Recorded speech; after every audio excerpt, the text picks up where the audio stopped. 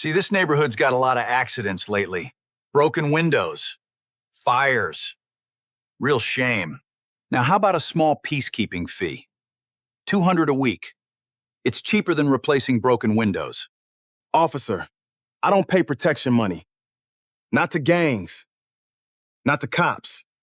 Officer Kirkwood grabbed Emerson's collar and yanked him over the counter. You hear yourself talking? You're not in a position to refuse me. Friday. 200. Or I promise you, you'll regret ever opening your mouth. Officer Kirkwood thought he was shaking down another helpless shop owner. He had no idea his target was a retired Delta Force commander. Before continuing, comment where in the world you are watching from and make sure to subscribe, because tomorrow's story is one you can't miss. The morning sun cut through the front windows of Emerson's Corner Market, throwing long stripes of light across the tile floor. Philip Emerson moved down the aisle with a box of canned beans in his arms, stacking them one by one. His hands worked fast and steady, the same way they'd worked for years, first on a battlefield, now on a shelf. The bell above the door jingled. Philip didn't look up right away.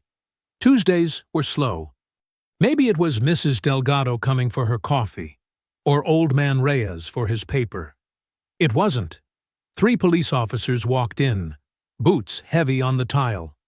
The one in front had a buzz cut and a smirk that looked like it had been practiced in a mirror. His badge caught the light. Officer Russell Kirkwood. "Well, look at this place," Kirkwood said, glancing around like he owned it. "Real nice little shop you got here." Philip set the can down slow. "Can I help you, officers?" "Yeah." Kirkwood walked up to the counter, boots squeaking on the floor. "You can help yourself, actually. See, this neighborhood's got a lot of accidents lately. Broken windows, fires. Real shame." Philip said nothing. He just watched. "Now," Kirkwood went on, leaning on the counter, "a smart man pays a little something each week, keeps his shop safe, keeps his insurance nice and low." He smiled wider. $200 a week, cash. That's a real bargain for peace of mind." Beverly Blaine, Philip's shop assistant, froze behind the register, her eyes darting between Philip and the officers. A customer near the chip aisle quietly backed toward the door. Philip crossed his arms. "That's not how this works." Kirkwood's smile dropped like a switch had been flipped. "Excuse me?" "You heard me." Philip's voice stayed calm, flat, like he was reading off a grocery list.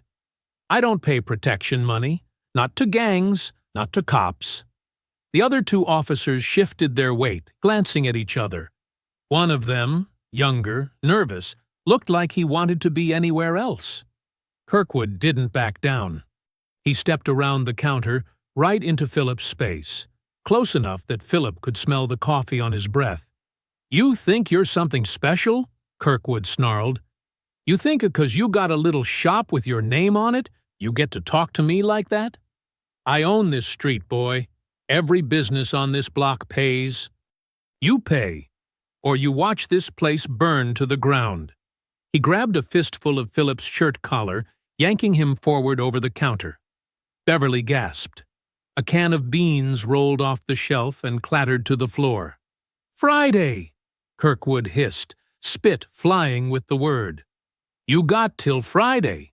200, or something's gonna happen to this shop. A fire, a break-in. Maybe both. You understand me?" Philip didn't flinch, didn't blink. He looked Kirkwood dead in the eye, and something in that stillness made the officer's grip loosen just a little. "I understand you perfectly," Philip said, low and even. For a second, nobody moved. The younger officer cleared his throat. "Russell, maybe we should—" "Shut up!" Kirkwood snapped, not taking his eyes off Philip. He shoved him back against the counter, hard enough to rattle the register. "Friday," he said again, jabbing a finger in Philip's chest. "Don't test me." He turned and stormed toward the door, boots pounding the tile, his 2 officers trailing behind him like shadows. The bell jingled again as the door swung shut, and then the shop was silent except for the hum of the refrigerators and Beverly's shaky breathing. She rushed over, hands trembling. "Philip, are you okay? Why didn't you fight back?" "Call someone." Philip straightened his collar, calm as still water. His eyes stayed fixed on the door, on the empty street outside where Kirkwood's patrol car sat, parked crooked at the curb. "Because that's exactly what he wanted," Philip said quietly. "A reaction. Something he could use against me." Beverly stared at him, confused, scared. "Used against you how?" Philip didn't answer. He just picked the fallen can of beans off the floor and set it back on the shelf, his jaw tight, his mind already 3 steps ahead. Outside, the street looked the same as it always did. Quiet, ordinary. But something had just started. Something that wouldn't end with a handshake or an apology. Not this time. The bell above the door hadn't even settled from Kirkwood's exit when it rang again. A woman rushed in, phone raised, still filming through the front window. She was maybe 30, dark hair pulled back in a hurry, a press badge clipped to her jacket that read Francine Solis, Daily Ledger. "Did you get all that?" Beverly asked, voice still shaking. "Every second," Francine said, lowering her phone. She looked at Philip with wide, urgent eyes. "You just stood there. He grabbed you. He threatened to burn this place down, and you didn't even raise your voice." Philip was already back to stacking cans like nothing had happened. "Wasn't worth raising." "Wasn't worth?" Francine let out a short laugh, disbelieving. "Sir, that man just extorted you on camera. I've been chasing a story about cops shaking down small businesses for months, and nobody would go on record. And you just stood there and took it like it was nothing." Beverly stepped closer, still pale. "Philip, seriously, why didn't you do something? Anything?" "He had his hands on you." Philip set the can down and finally looked up. There was something different in his eyes now. Steady, but sharp, like a blade being unsheathed slow instead of fast. "I did do something," he said. "I let him think he won." He reached into his back pocket and pulled out a worn leather wallet. From it, he slid out a laminated card and set it on the counter between them. Beverly leaned in. Francine leaned in closer. U.S. Army, Special Operations, Commander Philip T. Emerson, 1st Special Forces, Operational Detachment Delta. Francine's mouth fell open. You were Delta Force?" "Retired 3 years ago," Philip said, sliding the card back into his wallet. 19 years in, 6 deployments. I've had guns pointed at me by men a lot scarier than Russell Kirkwood." Beverly sat down hard on the stool behind the counter, like her legs had given out. "Then why didn't you just—" "Because that's not how you win this fight." Philip's voice was calm, but there was steel underneath it now. "Kirkwood wanted me to swing at him, or scream, or threaten him back. Then he writes a report, calls me aggressive, maybe even dangerous. Cops always win that story if you let them write it."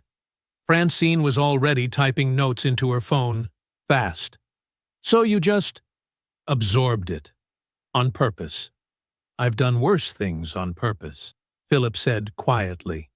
Francine looked at him for a long moment, something shifting behind her eyes. Respect, maybe, or recognition. "I want to interview you. On record. This could blow the whole thing open. There's other shop owners on this street who've been paying these guys for months, maybe longer." Philip shook his head. "Not yet." "Philip, this is exactly the kind of story that gets these guys fired. Arrested, even. Or it gets me killed," Philip said flatly. "Or it gets this shop burned down for real, and this time there's no video to prove who did it." He looked at her steady. "I'm not saying no. I'm saying not yet. Let me think." Francine studied him, then nodded slow, tucking her phone away. Okay, but when you're ready, I'm ready. She scribbled a number on the back of a receipt and slid it across the counter. Don't wait too long. Guys like Kirkwood don't stop on their own. She left, the bell chiming behind her, and the shop went quiet again. Beverly was still staring at Philip like she was seeing him for the first time. Delta Force, she said softly. All this time, you're standing in here bagging groceries and you were that? I'm just a shop owner now, Philip said, and for a second, something tired passed behind his eyes. But outside, word was already moving. A teenager who'd been filming from across the street had posted the clip online. Kirkwood's snarling face, the collar grab, the badge catching the light. By evening, it had thousands of views. Comments piled up fast, neighbors tagging neighbors. Someone writing, "This is the same cop who shook down my uncle's shop last year." Philip didn't see any of it. He was in the back room, quietly reviewing his security camera footage, watching Kirkwood's threat play back frame by frame. He wasn't thinking about going viral. He was thinking about what came next. The precinct smelled like burnt coffee and old carpet. Sergeant Wade Jackman sat behind his desk, tie loosened, scrolling through his phone with a scowl carved deep into his face. He'd watched the video 4 times already. Each time made him angrier. Kirkwood knocked on the open door frame. "You wanted to see me, Sarge?" "Shut the door." Kirkwood shut it. Jackman turned his phone around, holding it up so Kirkwood could see his own face frozen mid-snarl on the screen. Collar fisted in his hand, spit flying from his mouth. "You want to explain this to me?" "It's nothing. Guy didn't want to pay. I leaned on him a little." "A little?" Jackman's voice cracked like a whip. "This has 40,000 views, Russell. 40,000. And climbing. You know what happens when 40,000 people watch a cop shake down a black business owner on camera?" Kirkwood's jaw tightened. "He's just some shop guy. Nobody important." "He's Delta Force," Jackman snapped. "Retired commander. You just put your hands on a war hero in front of a camera, and now half the city thinks we're running a protection racket." He stood, pacing behind his desk, boots thudding against the thin carpet. "Because we are running a protection racket, you idiot! And now everybody knows it." The room went quiet. Kirkwood shifted his weight, uneasy. Jackman sat back down, rubbing his temples like a man doing math he didn't want to do. Then, slowly, something calmer settled over his face. Not calm like he'd relaxed, calm like he'd made a decision. "Sit down," he said. Kirkwood sat. "You know how long I've had this thing running?" Jackman asked, voice low now. 6 precincts, Russell. 6. Small shops, corner stores, laundromats, guys who can't afford lawyers, can't afford to make noise. It's clean money, it's quiet, and it works because nobody ever fights back. He looked up. "Until today. So what do we do?" Jackman leaned forward, elbows on the desk. "We don't panic. We get ahead of it." He pulled a blank incident report from his drawer and set it in front of him, clicking his pen. "This Emerson guy, military background, decorated, probably got a temper trained into him like a weapon. That's our story." Kirkwood frowned. "What story?" "You went in for a routine check. He got aggressive. Combat vet, high-stress trigger. Maybe he's dealing with something. PTSD, who knows? You felt threatened. He implied he had a weapon." Jackman was already writing as he spoke, pen moving fast and sure. "By the time this hits internal affairs, it's not a cop shaking down a shop owner. It's a dangerous, unstable veteran making threats against an officer." "That's not what happened," Kirkwood said quietly.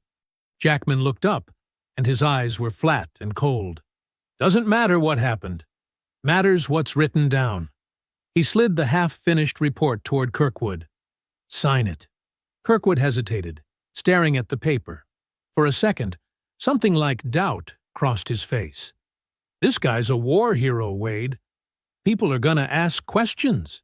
People ask questions about heroes all the time, Jackman said. PTSD ruins men like him every day. Nobody's going to be shocked. They're going to feel sorry for him, right up until he's in handcuffs. He tapped the paper. Sign it, Russell, or I find someone else to wear this badge next to me. The threat hung in the air, quiet but unmistakable. Kirkwood picked up the pen. His hand hovered for a moment, just a moment, before he signed his name at the bottom of the false report. Jackman took it back, satisfied, and slid it into a folder marked Urgent. Internal Affairs. Good. I'll have this filed by end of day. IA opens an investigation into him. His little viral moment turns into a liability instead of a headline. And this whole thing blows over in a week. And the shop owners? Kirkwood asked. The other ones paying us? Keep collecting, Jackman said simply, already reaching for his phone. Quietly. Every business on our list stays exactly where it's been. This Emerson situation is a fire. We're just putting it out. He walked the folder down the hallway himself that afternoon, dropping it on the Internal Affairs intake desk with a practiced, unbothered smile, like he was filing paperwork for a parking violation instead of destroying a man's life. By the time he got back to his office, the report was already logged into the system. Philip Emerson didn't know it yet, but the fight had just changed shape entirely. 2 days passed quiet. Customers kept coming, more than usual actually. Word of the viral video had turned Emerson's corner market into something of a local landmark. People Philip hadn't seen in months stopped by just to shake his hand, buy a soda, say good for you before heading back out. Philip didn't trust it. Quiet never lasted. He was proven right on Thursday morning. A man in a gray suit walked in. No badge, no uniform, just a manila envelope and a tired expression like he'd delivered 100 of these before. Philip Emerson? That's me. You've been served. He held out the envelope, and when Philip didn't reach for it fast enough, he set it on the counter instead and walked out without another word. Beverly came around from the back, wiping her hands on her apron. Who was that? Philip opened the envelope slow, already knowing in his gut what it would say before he read a single word. The letterhead read, Internal Affairs Division. His eyes moved down the page, pursuant to a filed complaint. Alleged threat of deadly force against a sworn officer. Formal investigation opened. His jaw tightened. What is it? Beverly asked, stepping closer. Philip turned the letter around so she could read it. Her eyes scanned the page, and her face went from confused to furious in about 3 seconds flat. This is insane, she said. You threatened him? He's the one who grabbed you. He's the one who threatened to burn this place down. There were witnesses, Philip. There's video. I know. So call someone. Call a lawyer. Call the news. Call anybody. Beverly. Philip's voice wasn't loud, but it stopped her cold. I know how this works. I've dealt with paperwork like this before. Just different uniforms, different flags. You don't win this by screaming. You win it by being smarter than the people trying to bury you. Beverly crossed her arms, still shaking with anger. So what do we do? Philip folded the letter carefully and set it in the drawer behind the register. We wait, and we get ready. That evening, after Beverly left and the shop was locked up tight, Philip sat in the back office in front of an old laptop, the glow of the screen the only light in the room. He pulled up the security system, scrolling back through the footage from Kirkwood's visit 2 days earlier. He watched it 3 times. The collar grab, the threat, the spit flying from Kirkwood's mouth as he snarled, Friday. Then Philip did something he'd learned a long time ago, in a different life, under a different kind of pressure. He backed it up, not just to the shop's main server, where anyone with the right access could reach it. He copied the files onto an encrypted external drive, the kind soldiers used to protect intelligence, the kind that didn't show up on a standard search. He labeled the folder something boring and forgettable, buried 3 layers deep. If someone came looking to erase this footage, they'd need to know exactly what they were looking for. He had a feeling somebody would try. His phone buzzed on the desk. A text from a number he didn't recognize. "This is Francine Solis. Got your number from the receipt I left you. Figured you'd rather text than call. Found something you should know. Kirkwood's got priors, not criminal, complaints. At least 4 other shop owners on file over the last 2 years, all dismissed, all insufficient evidence. Same pattern every time. You're not the first. You might just be the first one who fought back." Philip read it twice, feeling something cold settle in his chest. Not fear. Recognition. This wasn't one bad cop losing his temper. This was a system, built carefully, protected by paperwork and silence. He typed back slow, choosing his words with care. "I got the IA letter today. They're building a case against me now. Fabricated." "I figured," Francine replied almost instantly. "That's their move. Discredit you before you can discredit them. I want to help. Off record, for now, like you asked. But Philip, I need you to trust me a little." Philip stared at the screen for a long moment, the cursor blinking, the shop silent around him except for the hum of the refrigerators. Then he typed back 3 words. "All right, let's talk." Outside, the street lights flickered on over the empty sidewalk, and somewhere across town, Sergeant Jackman slept easy, believing the fire was already out. He had no idea it had only just started to spread. Ivan Granger's shop sat 2 blocks down from Philip's, a narrow little laundromat and general store with a faded awning that read Granger's in letters that had been painted over 3 times.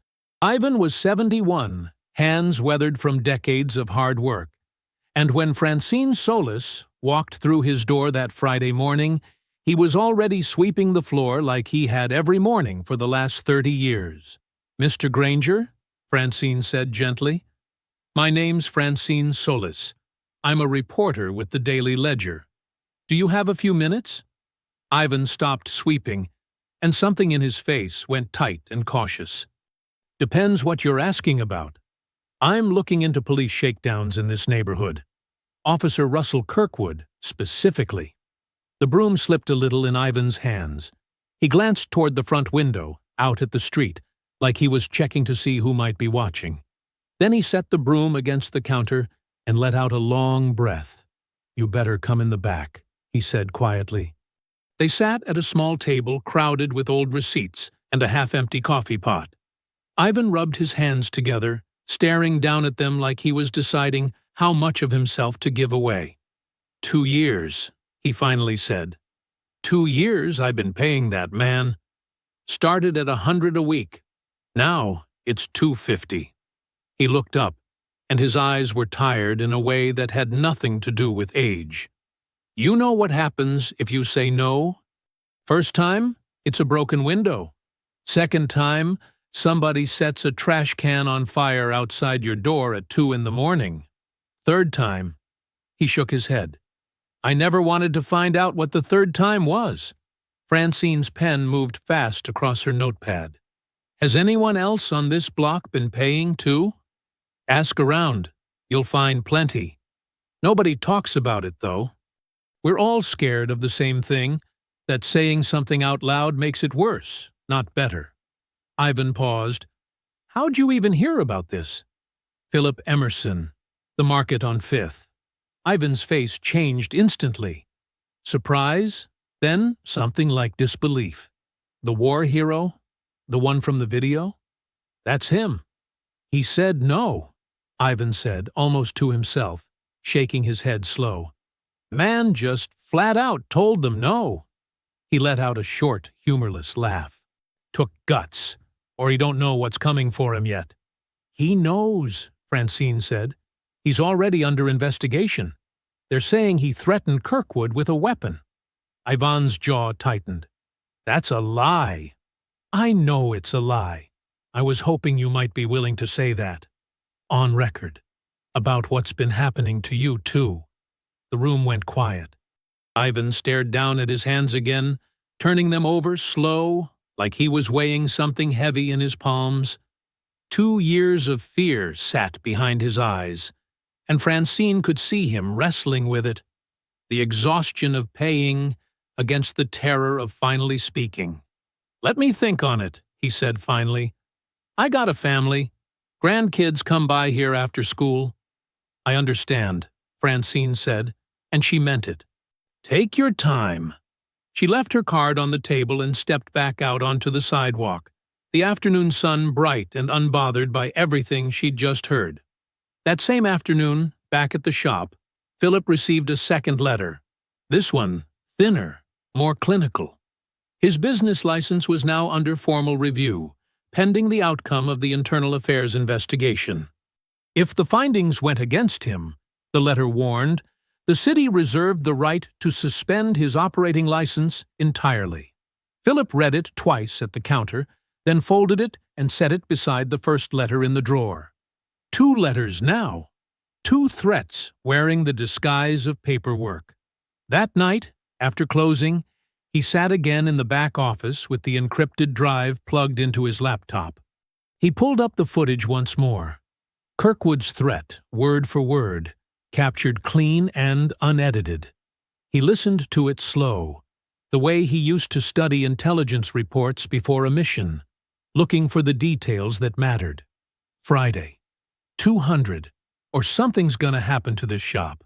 It was all there. Clear. Damning. He didn't send it anywhere yet. Didn't post it, didn't hand it to Francine, didn't take it to the police department that was supposed to police itself. He just sat with it, patient, the way he'd learned to be patient in rooms far more dangerous than this one. Somewhere out there, Jackman and Kirkwood believed they'd already won. Philip closed the laptop, the office falling dark around him, and made a quiet promise to himself. Not yet, but soon. A week passed, and Philip noticed it in the small things first. Fewer cars slowing down out front. Fewer familiar faces at the register. Mrs. Delgado, who used to come in every morning for her coffee, hadn't been by in 4 days. When Philip asked Beverly about it, she just shook her head and looked away. "What?" Philip pressed. "Just tell me." Beverly set down the box she was unpacking, wiping her hands on her apron, clearly uncomfortable. "There's talk going around.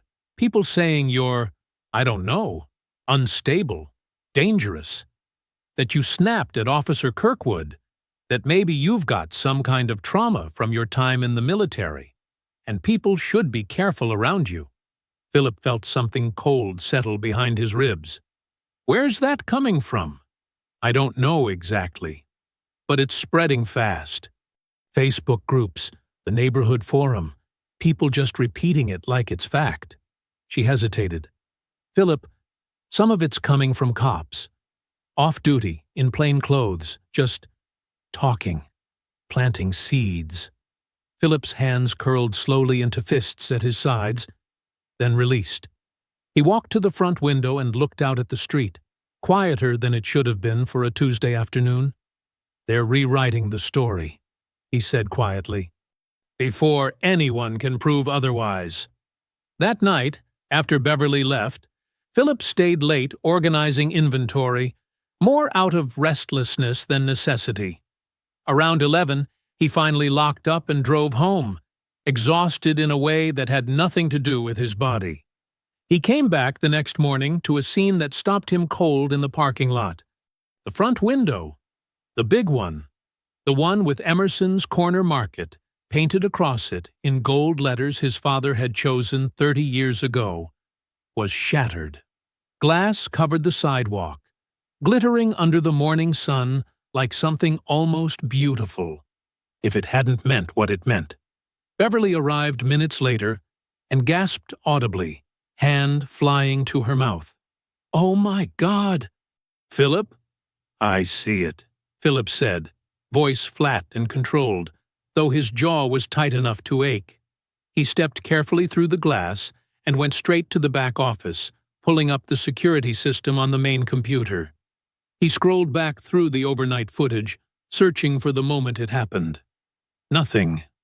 The timestamp jumped clean from 1:47 a.m. to 6:12 a.m., like someone had taken scissors to the footage and cut the piece out they didn't want seen. "It's gone," Philip said under his breath. "The whole window's been wiped." Beverly stood in the doorway, arms wrapped around herself. "They erased it? How is that even possible? Isn't the system supposed to be secure?" Secure from customers, not from somebody with the right access. Philip's mind moved fast now, piecing it together the way he used to piece together enemy movements in the field. Only someone with real technical know-how, or someone connected to whoever installed the system, could reach in and delete a clean 5-hour block without leaving obvious signs of tampering. It wasn't random vandalism, it was a message. This is what happens to people who don't pay. This is what happens to people who talk to reporters. Beverly's voice trembled. "What do we do? Call the police?" Philip almost laughed, bitter and short. "The police did this, Beverly. Or had it done." He rubbed a hand over his face, thinking. Then something shifted in his expression. A flicker of memory, of foresight. "Wait," he said, and walked quickly to the small closet where he kept a locked case of old equipment from his military days. Cables, drives, a backup hard drive he'd installed months ago without telling anyone, routed separately from the main system, just in case. He'd learned a long time ago that in any operation, you never trusted a single point of failure. He plugged the backup drive into his laptop, hands steady despite the adrenaline running through him, and scrolled back through the overnight hours. There it was. Grainy, but clear enough. 2 figures in dark clothes approaching the window around 2 a.m., a brick swinging, glass exploding outward. One of the figures turned briefly toward the camera, face mostly hidden under a hood, but a sliver of a uniform collar visible underneath the dark jacket. Philip stared at the frame, jaw tight, something cold and steady settling into his chest. They thought they'd erased the truth. They'd only erased the copy they knew about. 3 days after the window shattered, Francine Solis sat hunched over her laptop in the cramped Daily Ledger office, a cup of cold coffee forgotten by her elbow. Her cursor blinked at the end of the final paragraph. She read the whole article through one more time, start to finish, checking every name, every date, every quote. Ivan Granger's statement sat near the top, raw and unflinching. 2 years of paying Kirkwood and his partners, threats of fire and broken windows if he ever stopped. 2 more shop owners had come forward that week too, both agreeing to speak anonymously after hearing Ivan had finally found the courage to go on record. And woven through it all was Philip's story, the shakedown, the viral video, the retaliatory investigation that followed almost immediately after he refused to pay. Francine hit publish just after 6 a.m. By 9, the article had 10,000 views. By noon, it had crossed 50,000, shared across every neighborhood page and local news outlet in the city. The headline sat stark and simple. Corner Store Shakedown. How local police allegedly extorted small businesses for years. Philip read it standing at his counter, Beverly leaning over his shoulder, both of them silent as they scrolled through Ivan's words, through the quotes from the 2 anonymous owners, through Francine's careful documentation of complaint after complaint that had been filed and quietly dismissed over the past 2 years. "This is it," Beverly said, voice hushed with something like hope. "This is really it, Philip." For the first time in weeks, Philip let himself feel something close to relief. The shop's phone rang most of that morning. Customers, reporters, even a city council aide asking for comment. By early afternoon, a small crowd had gathered outside, some just curious, others holding handwritten signs that read, "We stand with Philip and stop police extortion." Cars honked support as they passed. An elderly woman Philip didn't even recognize stopped in just to shake his hand and tell him she was proud of him. Then, at 3 o'clock, the local news ran a segment featuring Deputy Chief Louise Alton, standing at a podium outside City Hall, flanked by 2 aides, her expression severe and unreadable. "These allegations are serious," she said, her voice steady and clipped. "My office is opening a formal, independent inquiry into Officer Kirkwood and any other personnel connected to these claims. I want to be clear. If these allegations are true, there will be consequences. This department does not tolerate corruption." Philip watched the segment twice on his phone, feeling something unclench in his chest that had been wound tight for 2 weeks straight. "She's serious," Beverly said. "You can hear it. This isn't just PR." "Maybe," Philip said cautiously. But even he couldn't fully suppress the small, cautious hope rising in him. Across town, in a much less celebratory mood, Sergeant Wade Jackman watched the same news segment from his office, his knuckles white around a stress ball he'd forgotten he was holding. "She's opening an inquiry," he said flatly, not looking up as Kirkwood walked in. "A real one. Not the one we control." Kirkwood's face had gone pale reading the article that morning, his name printed clearly, his badge number attached to 2 of Yvonne's specific complaints. "Wade, this is bad. This is really bad. Granger gave her dates, times." "I can read," Jackman snapped. He set the stress ball down, exhaling slow through his nose, forcing his voice back into something calm and controlled. "Panicking doesn't help either of us. We need to think." "Think about what? It's out there now, it's everywhere." "Think about Granger," Jackman said, and something in his tone made Kirkwood go quiet. "He's the only one who used his real name. The others are anonymous. No names, no faces, nothing solid enough to build a real case around. Granger's the foundation this whole article is built on." He leaned back in his chair, eyes narrowing with calculation. "You take away the foundation, the whole thing collapses." Kirkwood swallowed hard. "What are you saying?" Jackman didn't answer directly. He just picked up his phone and began scrolling through contacts until he found the one he wanted. "I'm saying," he said quietly, "we go pay Mr. Granger a visit tonight. Just to talk." Outside, the crowd outside Philip's shop had grown larger, hopeful and loud, believing the tide had finally turned. None of them could see what was already being planned 2 miles away, in a quiet office with the blinds drawn shut. The morning news carried Deputy Chief Alton's press conference on repeat, her words playing on loop across every local channel. A formal, independent inquiry. This department does not tolerate corruption.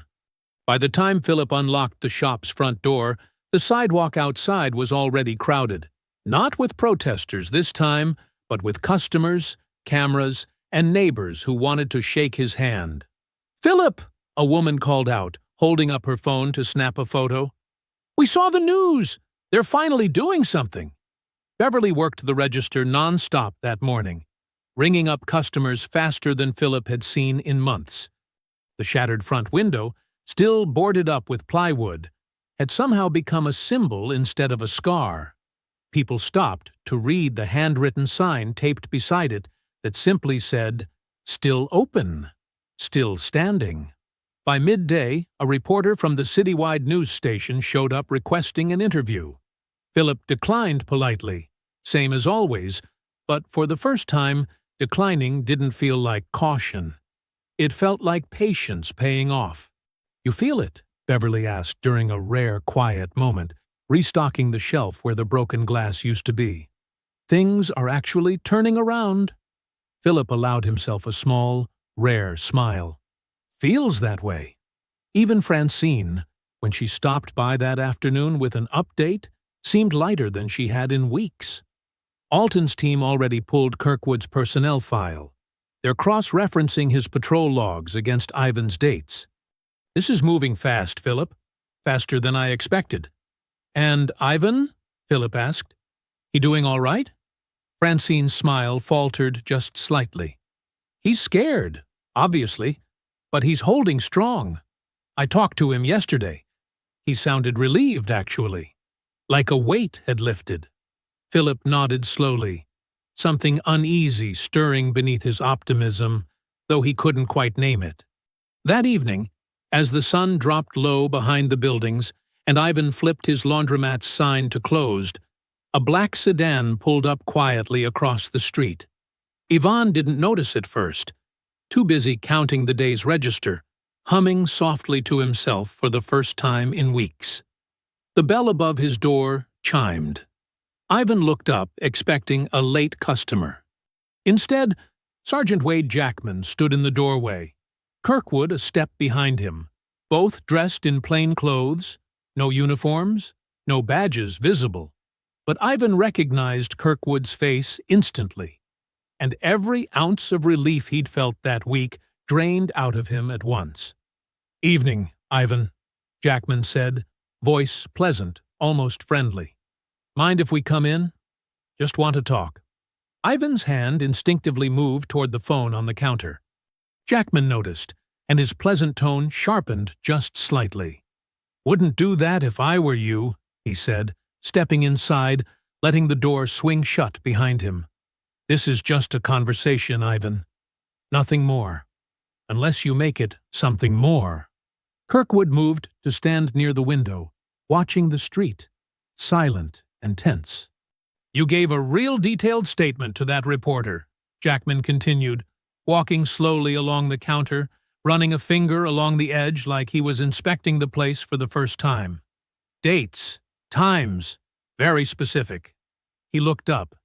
"You know what happens to old men who talk too much in this city, Ivan?" Ivan's chin lifted, though his hands were trembling now. "I told the truth." "Truth's a dangerous thing to tell," Jackman said softly. "Especially when you got grandkids walking to school past this shop every morning. Especially when a fire alarm in a place this old, this cluttered." He let the sentence trail off, glancing meaningfully at the stacks of boxes lining the walls. "Well, things happen fast in old buildings."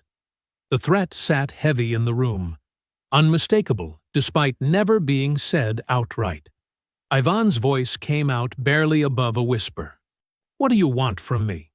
"Call your reporter friend tomorrow," Jackman said, already turning toward the door. "Tell her you got confused. Tell her you exaggerated. Tell her whatever you want, long as it makes this whole thing go away." He paused at the doorway, looking back one last time. "We clear?" Ivan didn't answer. He didn't need to. His silence was answer enough. Jackman and Kirkwood left as quietly as they'd come, the black sedan pulling away into the darkening street. Ivan sat alone in his shop for a long time after, staring at the phone on the counter, hands still shaking. The next morning, Francine's phone rang before she'd even finished her coffee. "Francine," Ivan said, his voice hollow, defeated in a way that broke her heart to hear. "I need you to take my name out of the article. I can't do this. I can't. I have grandkids. I'm sorry. I can't say anything else."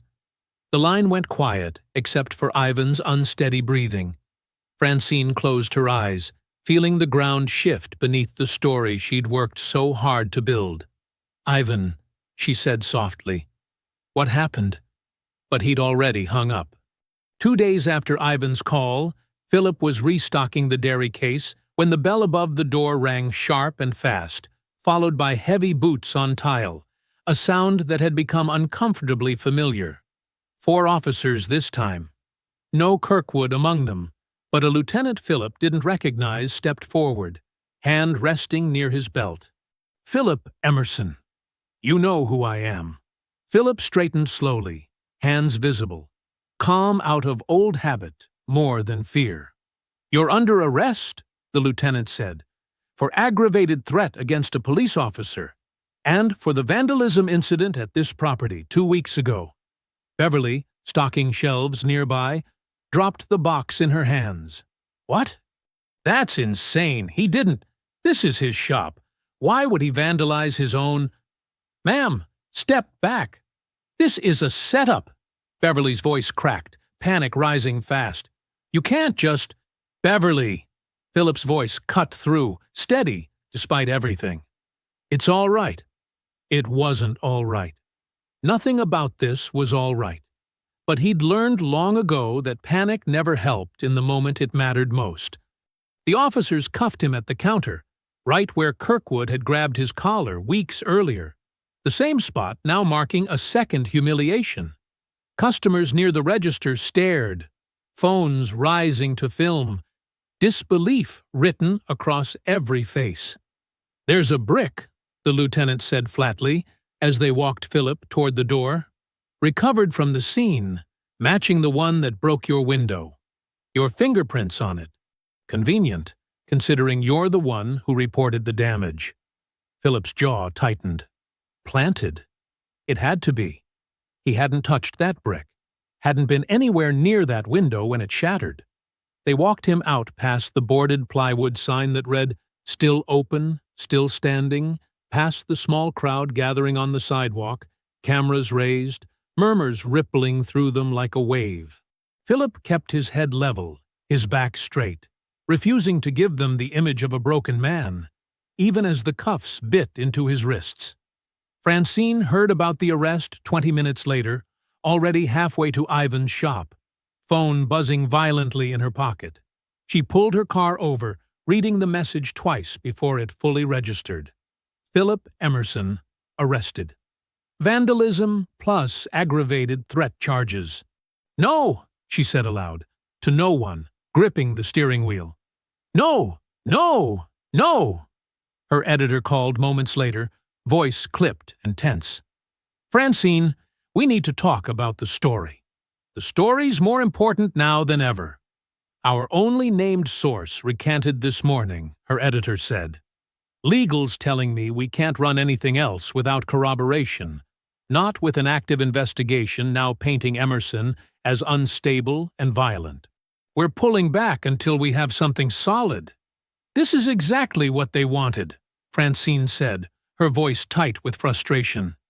"They threatened Ivan into silence, and now they're using that silence to bury the whole story. I know how it looks, but my hands are tied until we've got something they can't spin." Francine hung up, staring blankly out the windshield, the weight of it settling heavy in her chest. Weeks of work, dismantled in less than 48 hours. Back at the precinct, Jackman leaned against the doorway of the holding area, arms crossed, watching through the small window as Philip sat motionless on the bench inside his cell. "Look at him," Jackman said to Kirkwood, satisfaction thick in his voice. "Not so tough now." Kirkwood didn't answer right away, something uneasy still sitting behind his eyes. Granger recanted. Story's dead in the water. Emerson's charged. He paused. "Feels like it's over." "It is over," Jackman said. "By the time his lawyer gets him out on bail, the public's already moved on to the next headline. That's how this always works. People forget fast." He turned and walked off down the hallway, confident, unbothered, already thinking about lunch. Inside the cell, Philip sat with his hands folded, back straight against the cold concrete wall, the fluorescent light overhead humming steady and relentless. He wasn't panicking. Panic never solved anything. He'd learned that in far worse rooms than this one, under far worse pressure. But he let himself feel it, just for a moment, in the quiet, the full weight of what they'd done. A fabricated report, a planted brick, a frightened old man forced into silence. A system built specifically so men like Jackman and Kirkwood never had to answer for what they'd done, because the system itself protected them. He thought about the encrypted drive back at the shop, the footage still sitting untouched, waiting.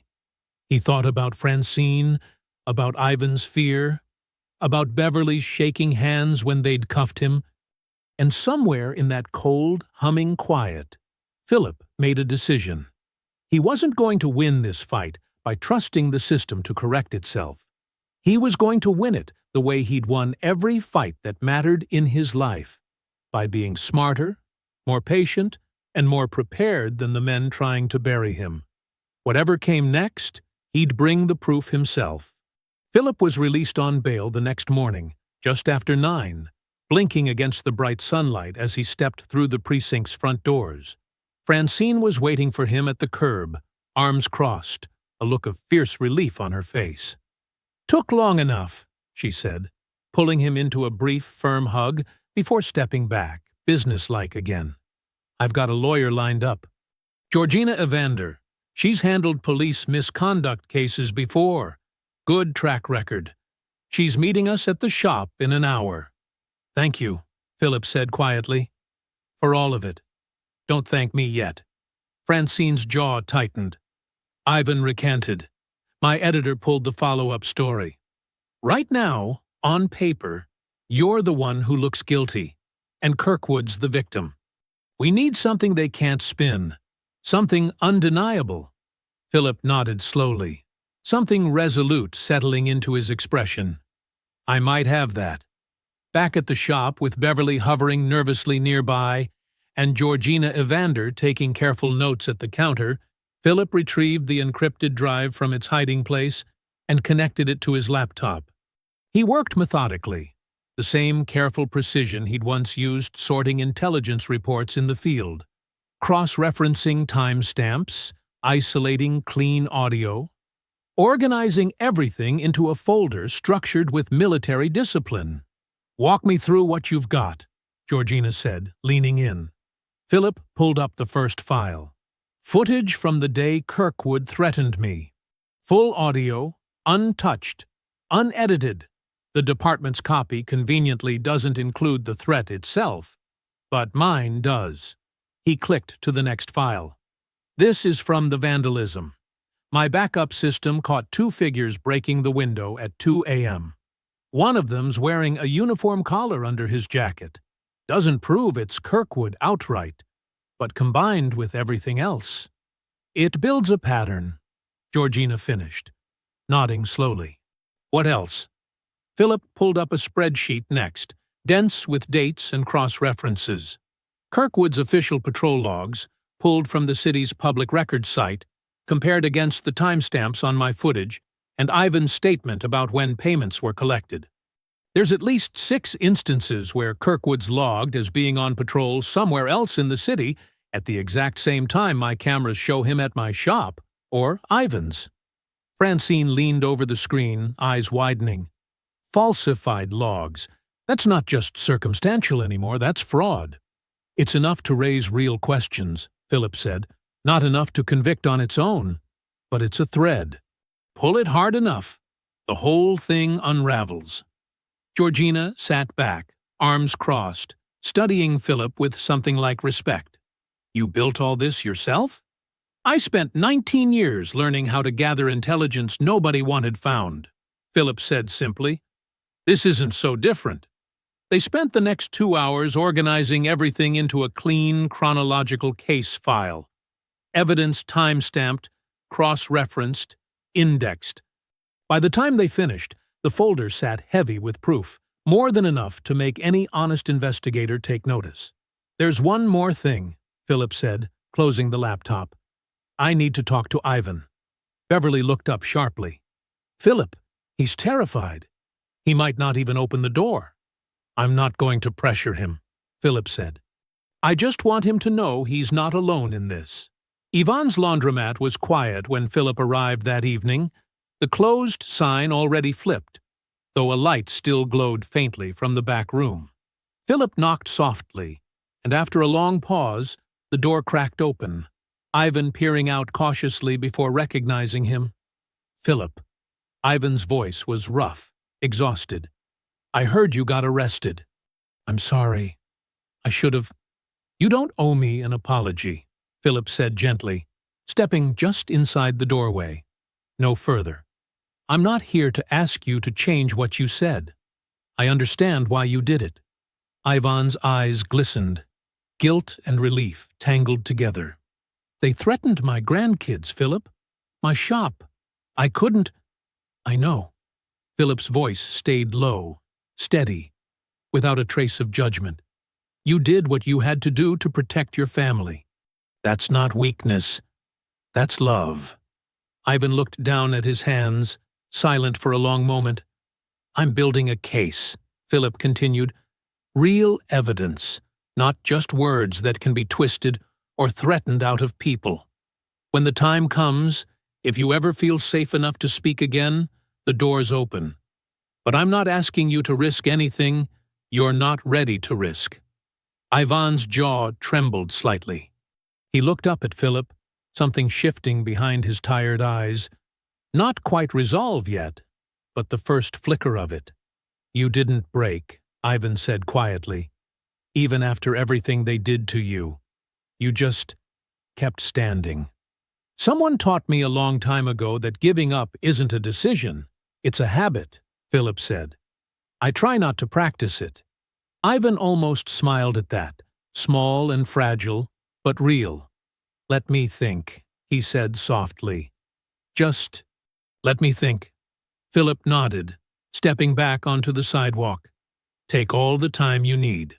As he walked home under the darkening sky, Philip felt something steady settling in his chest for the first time in days.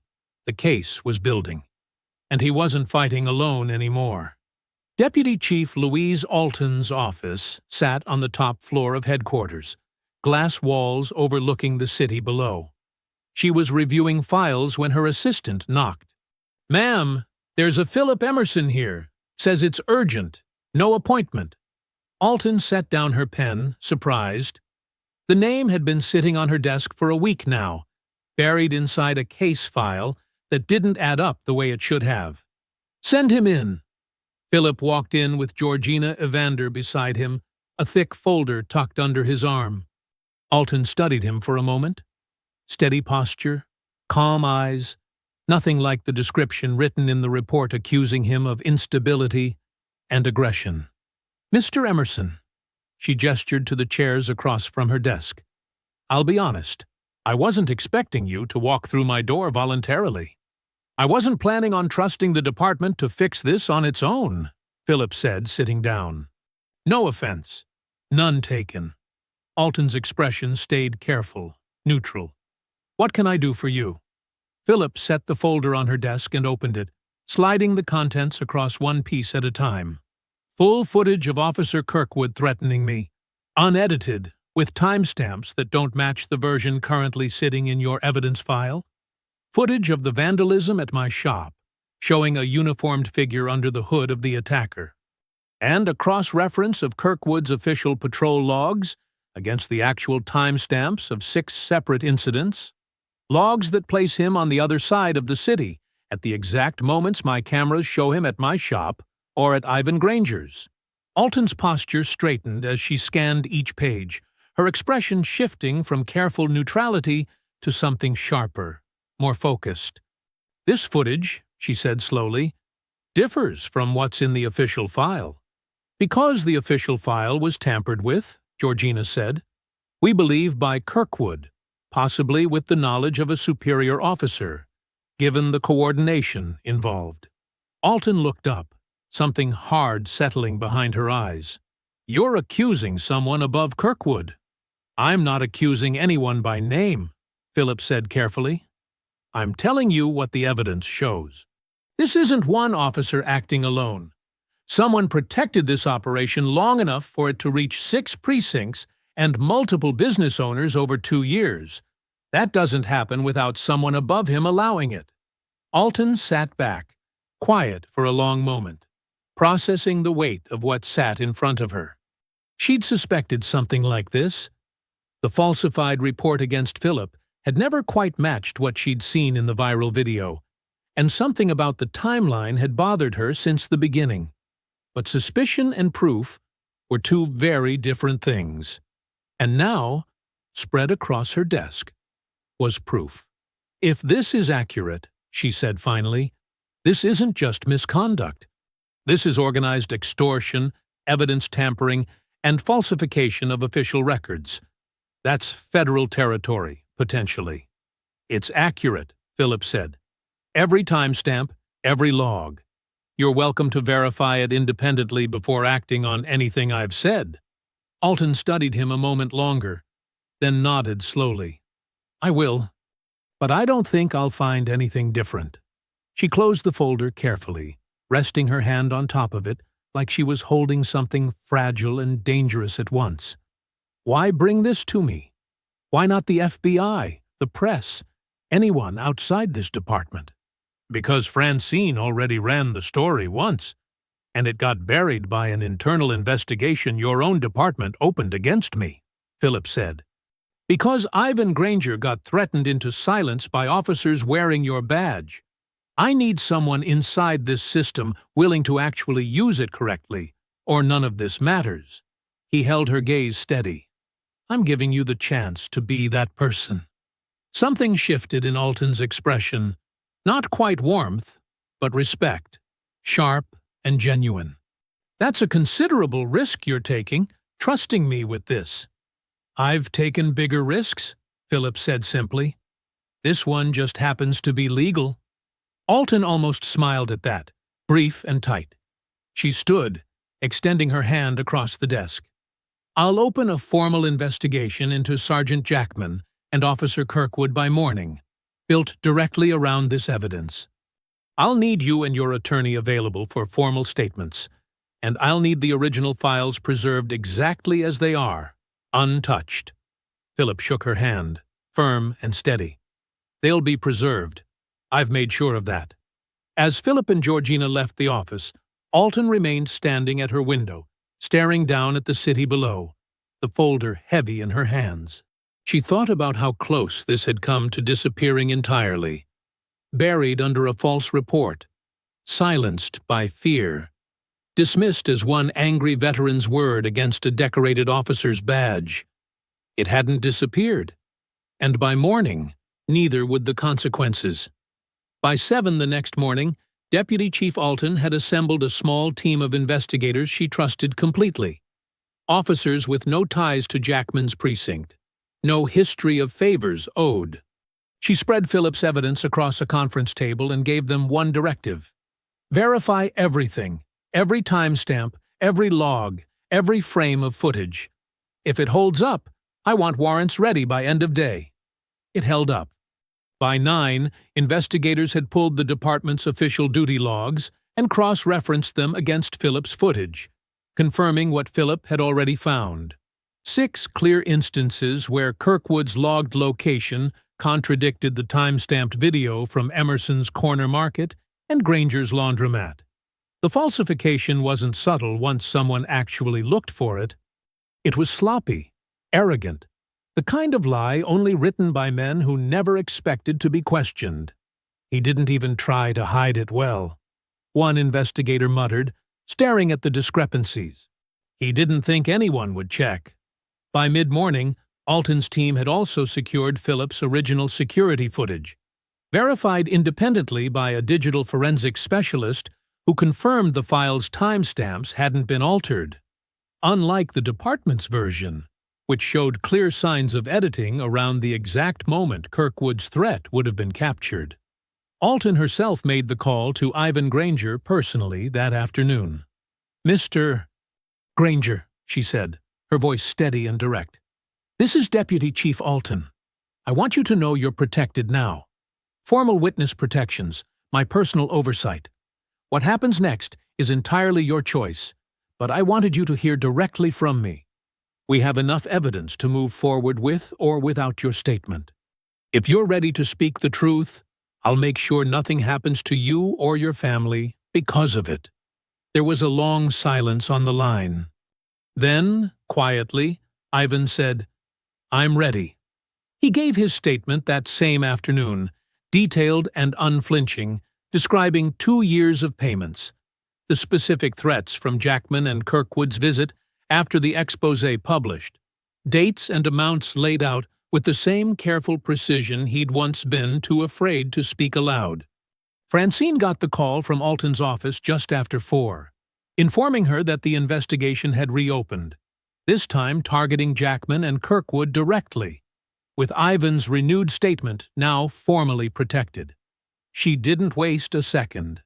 By 6 that evening, her follow-up article was live. The cover-up unravels. New evidence reveals falsified reports. Witness intimidation in police extortion case. The article detailed everything: the tampered footage, the falsified patrol logs, Ivan's retracted then reinstated statement, and the intimidation visit from Jackman and Kirkwood that had forced his silence in the first place. It named Jackman directly for the first time, laying out his role as the operations architect across multiple precincts. The story exploded faster than the first one had. Within hours, it had been picked up by 3 other news outlets, then a statewide station, the headline spreading with a fury that made the earlier viral video look small by comparison. This time, there was no ambiguity, no room for spin. The evidence was documented, verified, undeniable. At the precinct, Kirkwood paced his office in a rising panic, phone gripped tight in his hand. "Wade, they've got everything. The footage, the logs, Ivan's whole statement." "Calm down," Jackman snapped, though his own voice had lost its usual steady confidence. "Calm down. They're saying you're the architect, Wade. That's the word they used. Architect." Jackman sat rigid at his desk, jaw clenched, mind racing through options that were narrowing fast. He'd built contingencies before, small ones, deniable ones. But nothing built to withstand this. Verified footage, falsified logs cross-checked by outside investigators, a witness now protected and speaking freely. "They can't prove I ordered anything," Jackman said, more to himself than to Kirkwood. "They don't need to prove you ordered it," Kirkwood said, panic bleeding through every word. "They just need to prove you knew. And you signed off on my report, Wade. Your name's on the paperwork, covering it up." Jackman said nothing, staring at the wall, the weight of that truth settling over him slow and heavy. By early evening, word reached Alton's office that both officers had gone quiet, no longer answering calls from department contacts, both apparently attempting to distance themselves from each other in a desperate, uncoordinated scramble. Alton reviewed the final compiled case file one last time that night. Every piece of evidence verified, every witness statement secured, every falsified record cross-checked and confirmed. She picked up her phone and called the district attorney's office directly. "I need arrest warrants issued by morning," she said. "Sergeant Wade Jackman and Officer Russell Kirkwood. Extortion, evidence tampering, witness intimidation, and falsification of official records." There was a pause on the other end, then a simple, resolute reply.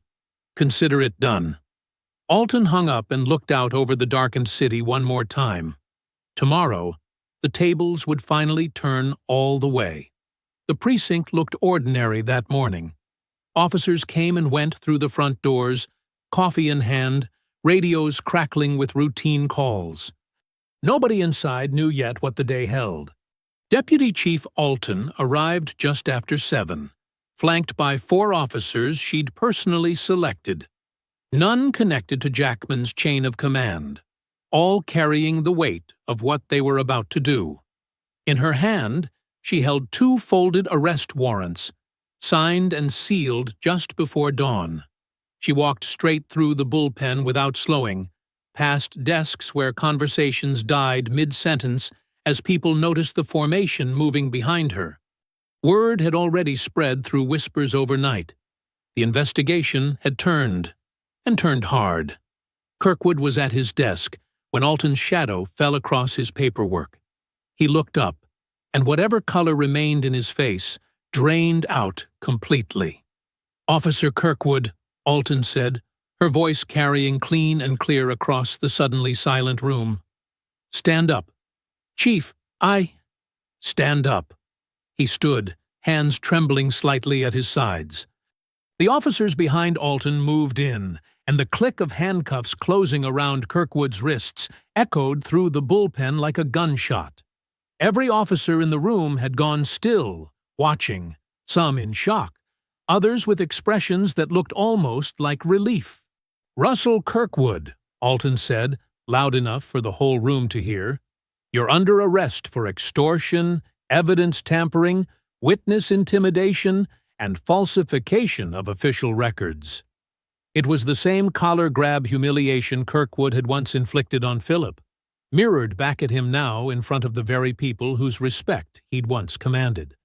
He said nothing, jaw clenched, staring at the floor as they led him toward the door. Jackman's office was next. He was already standing when Alton reached his doorway, having heard the commotion from the bullpen, his face set in a hard, defiant mask that didn't quite hide the fear underneath. "Louise, this is a mistake," he said, voice tight. "Whatever they told you, whatever Emerson handed you, I never ordered anyone to—" "Sergeant Wade Jackman," Alton said, cutting through him without raising her voice. "You're under arrest for extortion, evidence tampering, witness intimidation, and falsification of official records. I want my union rep. I want a lawyer. This is—" "You'll have both," Alton said calmly. "But right now, you're going to walk out of this building in handcuffs, same as every other person your operation ever threatened into silence." Jackman's composure finally cracked, something desperate flashing across his face as the cuffs closed around his wrists. "You don't understand what you're doing. You're going to tear this department apart." "No," Alton said quietly. "You already did that. I'm just cleaning it up." Outside, Francine had gotten the tip an hour earlier and was already parked across the street, camera ready, along with 2 other local news crews she'd alerted the night before. When the precinct doors opened and Kirkwood was let out first, cameras flashed and reporters shouted questions he refused to answer, his eyes fixed straight ahead, jaw tight. Jackman followed moments later, and the sight of a sergeant in handcuffs sent a visible ripple through the small crowd that had gathered on the sidewalk. Neighbors, shop owners, people who'd read Francine's articles and shown up simply to witness the moment for themselves. Someone in the crowd started clapping, then another. Within seconds, the sidewalk outside the precinct filled with applause. Not celebratory exactly, but something closer to release. The sound of a community finally seeing consequences land where they belonged. Philip watched the footage from his shop, standing beside Beverly near the counter, the boarded-up window still a visible reminder of everything it had taken to reach this moment. The live stream showed Kirkwood being placed into the back of a patrol car, followed by Jackman moments later, both men refusing to look at the cameras surrounding them. Beverly let out a breath she seemed to have been holding for weeks. "It's really happening." Philip watched in silence, something settling deep and quiet in his chest. Not triumph, not quite. Something steadier than that. Something closer to peace. "They're not the last ones," he said finally. 6 precincts, remember? This is just the start of it unraveling." "But it's a start," Beverly said. Philip nodded slowly, eyes still on the screen as the patrol car pulled away from the curb. "It's a start."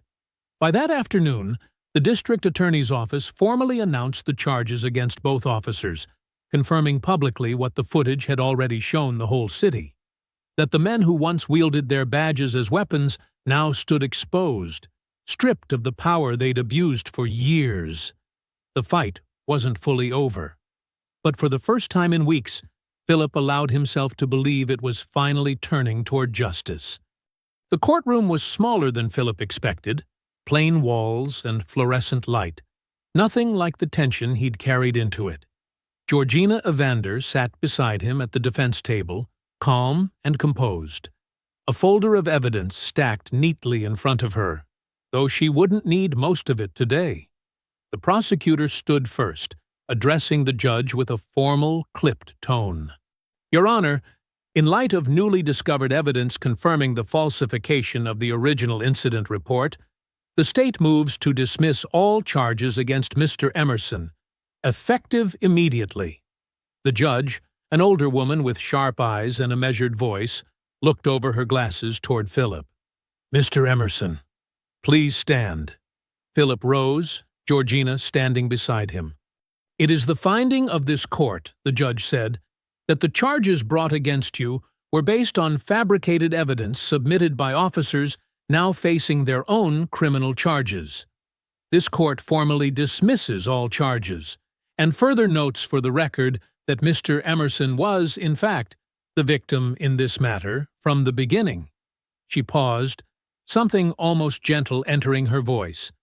"The court apologizes for the ordeal you were put through, Mr. Emerson. That apology doesn't undo what was done to you, but it's owed nonetheless."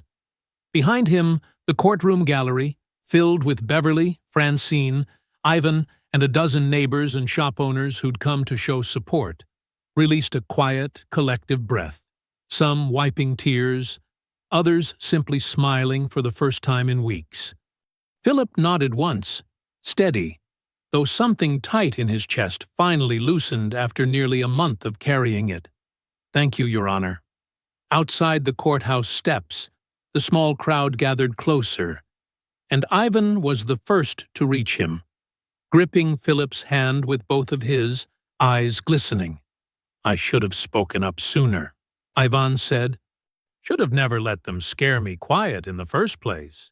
"You spoke up when it counted," Philip said. "That's what mattered." Ivan shook his head slightly, still holding on. "You didn't break, even when they threw everything they had at you. Watching that gave me the courage to stop being afraid." His voice caught. "Thank you." Philip placed a hand on the old man's shoulder, steady and warm. "We did this together, Ivan. Don't forget that part." Francine approached next, phone in hand, though for once she wasn't recording.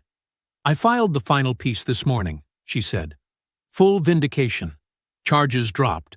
Officers indicted. The whole thing laid out clean." She smiled, tired but genuine. "It's already the most read story I've ever written." "You earned that," Philip said.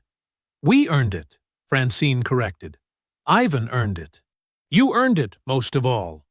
Deputy Chief Alton stood a short distance away, having personally attended the hearing, and stepped forward once the small crowd began to thin. "Mr. Emerson," she said, extending her hand, "I want you to know this department is implementing independent oversight for future misconduct complaints, effective immediately. Complaints like yours, like Mr. Granger's, won't disappear into a system built to protect the people committing them. Not anymore." Philip shook her hand firmly. "That's good to hear. But it only works if someone keeps watching to make sure it stays that way." "I intend to," Alton said.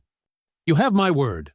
That evening, back at the shop, Beverly flipped the boarded plywood sign around one last time, revealing the newly repaired front window behind it, glass clean and unbroken. Emerson's Corner Market, painted fresh in gold letters, matching the original his father had chosen decades ago. "Feels different now," Beverly said, standing beside Philip as they looked at it together. "Same shop. Feels different somehow." "It is different," Philip said quietly. "It survived something." Beverly glanced at him, hesitant but curious. "You think Jackman and Kirkwood will actually go to prison? For real, this time? The evidence is solid. The witnesses are protected. The DA's building a real case." Philip exhaled slow, watching the street outside, quiet and ordinary in a way that finally felt earned instead of fragile. "I think, for the first time, justice actually has a chance to do its job." Later that night, as Philip locked up and walked toward his car, his phone buzzed with a message from the mayor's office. A formal invitation to a community ceremony being planned in his honor the following week, recognizing his courage throughout the ordeal, alongside recognition for Ivan and the other business owners finally freed from years of extortion. Philip read it twice, then slid the phone into his pocket. looking back once more at his shop's new window glowing warm under the streetlight. 19 years in uniform had taught him how to fight enemies with weapons.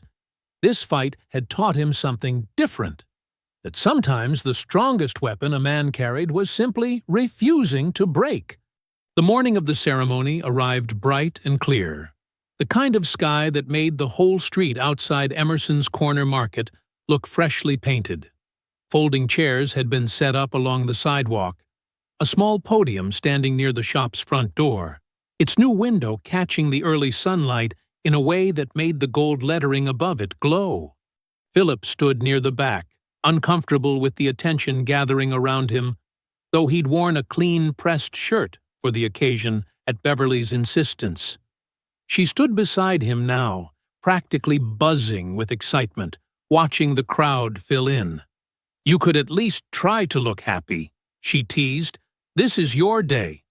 "I look happy," Philip said, deadpan. And Beverly laughed, despite herself. The crowd was larger than Philip expected.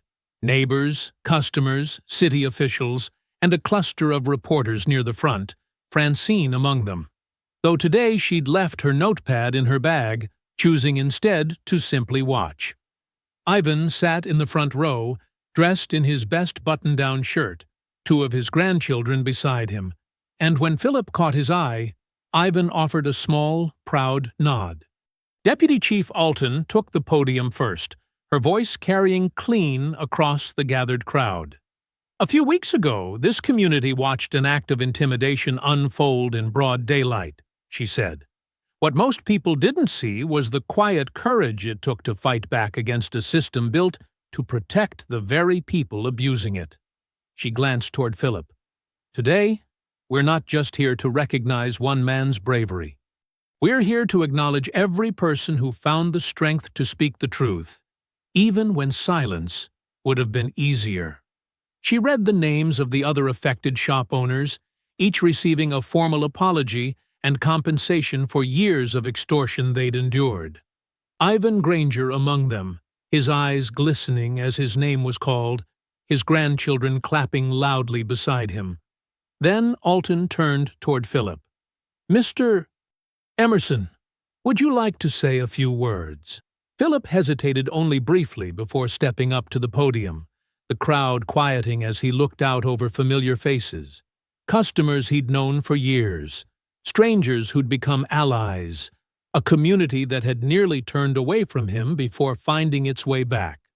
"I'm not much for speeches," he began, and a soft ripple of laughter moved through the crowd. "I spent 19 years overseas learning how to fight enemies you could see clearly, enemies wearing a different flag, a different uniform. Coming home, I thought that part of my life was behind me." He paused, glancing toward the shop's new window. "Turns out, some fights don't need a battlefield. Sometimes they happen right here, in your own neighborhood, against people wearing the same badge that's supposed to protect you." He looked toward Ivan, toward Francine, toward Beverly standing near the front. "I didn't win this alone. A reporter who wouldn't stop digging. An old man who found his courage twice when it would have been easier to stay silent. A shop assistant who never once let me feel like giving up was an option." He paused, his voice steady but quieter now. "Justice doesn't happen because a system fixes itself. It happens because people refuse to stay quiet, even when staying quiet is safer."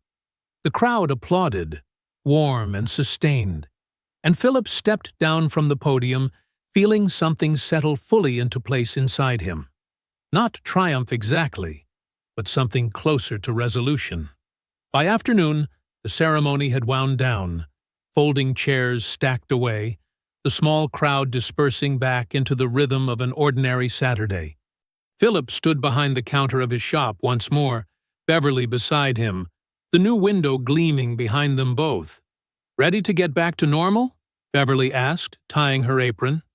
Philip glanced around the shop, the shelves he'd restocked 100 times, the counter where Kirkwood had once grabbed his collar, the window that had been shattered and rebuilt, stronger than before. "This is normal now," he said quietly. just a better version of it. The bell above the door jingled, and a line of customers began filing in, more than he'd seen on any single morning since he'd first opened the shop years ago.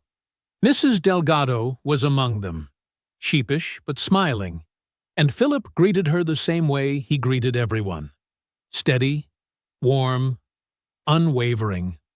He flipped the sign on the door from closed to open, the morning light catching the fresh gold letters above him. Emerson's Corner Market, still standing, stronger than ever. If you enjoyed the story, leave a like to support my channel and subscribe so that you do not miss out on the next one.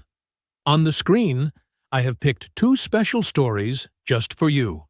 Have a wonderful day.